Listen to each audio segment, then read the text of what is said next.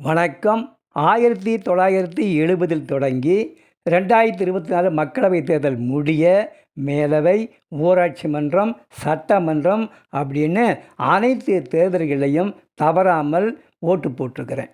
1974 தொடங்கி இடைத்தேர்தல், ஊராட்சி மன்றம், சட்டமன்றம், மக்களவைத் தேர்தல் என அனைத்து தேர்தல்கள்லையும் 2009 முடிய தேர்தல் அலுவலராக பணியாற்றி இருக்கிறேன். கடந்து வந்த பாதையை நினைக்கும்போது எத்தனை மாற்றங்கள். பெட்டியில் வாக்குச்சீட்டில் முத்திரை குத்தி போடும்போது எத்தனை வினோதங்கள். வாக்குச்சீட்டை வாங்கி குத்தி ஏதோ ஒருவரை மடித்து கதவை சந்திலையும் தட்டி சந்திலையும் மக்கள் சரி சென்ற காலம் உண்டு. இப்போது மின்னணு வாக்குப்பதிவு எந்திரங்கள் வந்துவிட்டன.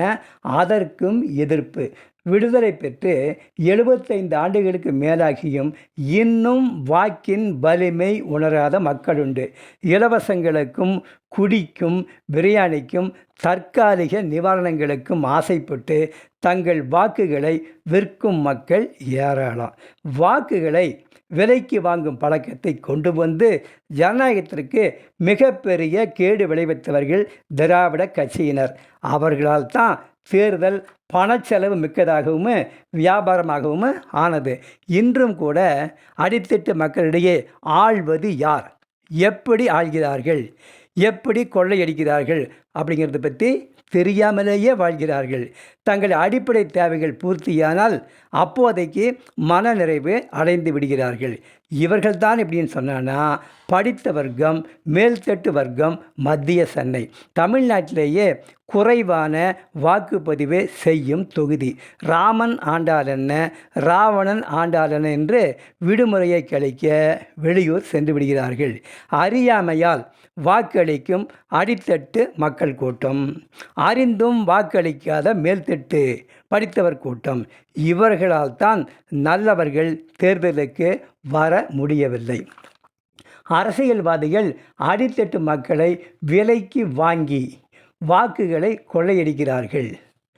தேர்தல் ஆணையம் இன்னும் மாற்றம் கொண்டு வர வேண்டும். என்னென்னவோ விழிப்புணர்வு கூத்து செய்தும் 100 விழுக்காடு வாக்களிக்க வைக்க முடியவில்லை. இந்த முறைகளெல்லாம் தோற்றுவிட்டன. விளம்பரங்களெல்லாம் வீண் செலவு. அனைவரும் ஓட்டளித்து ஆக வேண்டும் என்பதை சட்டத்தின் மூலம் செயல்படுத்த வேண்டும். வாக்களிக்காதவர்களுக்கு ஏதோ ஒரு விதத்தில் சிறிய தண்டனை கொடுக்கும் வகையில் சட்ட திருத்தம் கொண்டு வரப்பட வேண்டும்.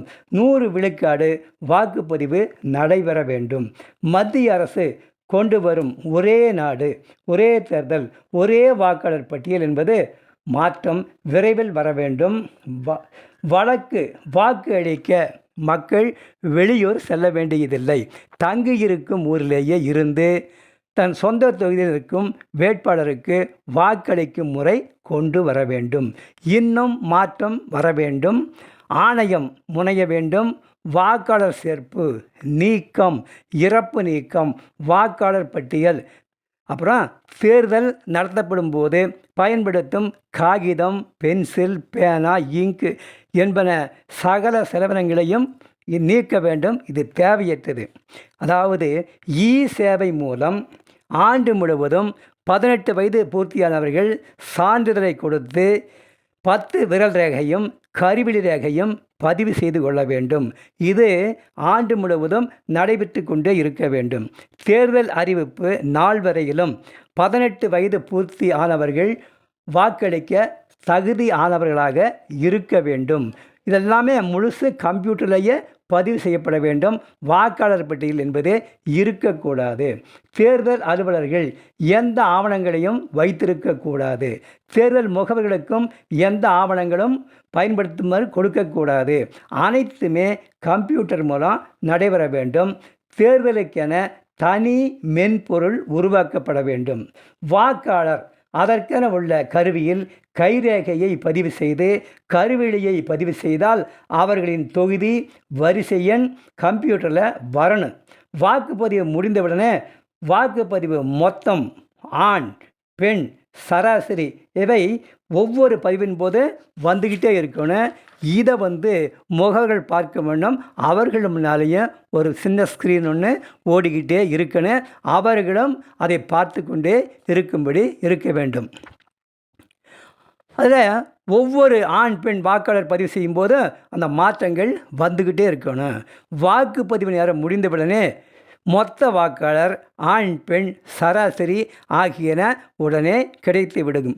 அதில் அச்சடிக்கப்பட்ட சீட்டு ஒன்று எடுத்து கையெழுத்து போட்டு முகவர்களுக்கு கொடுத்து விட்டானா தேர்தல் முடிஞ்சுது.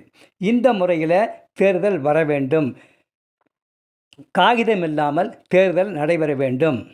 வாக்கு எண்ணும்போது அனைத்து கம்ப்யூட்டரில் உள்ள பதிவுகள் ஒரு தாய் கம்ப்யூட்டரில் மொத்தமும் மாறும்படி இருக்க வேண்டும். இதுபோன்று மாற்றங்கள் வந்தால் புதிய வாக்காளர் சேர்ப்பு முகாம் வேண்டியது இல்லை.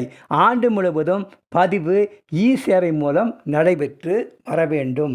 18 வயது பூர்த்தியானதற்கான சான்று அல்லது பிறந்த நாள் சான்று மட்டும் இருந்தால் போதுமானது. இப்படியெல்லாம் மாற்றம் வந்தால் இறந்தவர் ஓட்டளிக்க முடியாது. இருமுறை பதிவுகள் வருவோர் ஒரு முறைதான் வாக்களிக்க முடியும். ரேகை விழிப்பதிவு செய்வதால் கள்ள ஓட்டுகள் முற்றிலும் தடுக்கப்படும். இந்திய குடிமகன் எங்கிருந்தாலும் தங்கள் தொகுதி வேட்பாளருக்கு வாக்களிக்க முடியும். தேர்தல் ஆணையத்திற்கும் மக்களுக்கும் ஆகும் வீண் செலவுகளையும் அலைச்சல்களையும் குறைக்க முடியும். வாக்களிக்காதவருக்கு சிறு தண்டனை மூலம் 100 விழுக்காடு வாக்குப்பதிவு நடைபெறும்படி செய்யலாம். உண்மையான ஜனநாயகம் மலரும். நன்றி.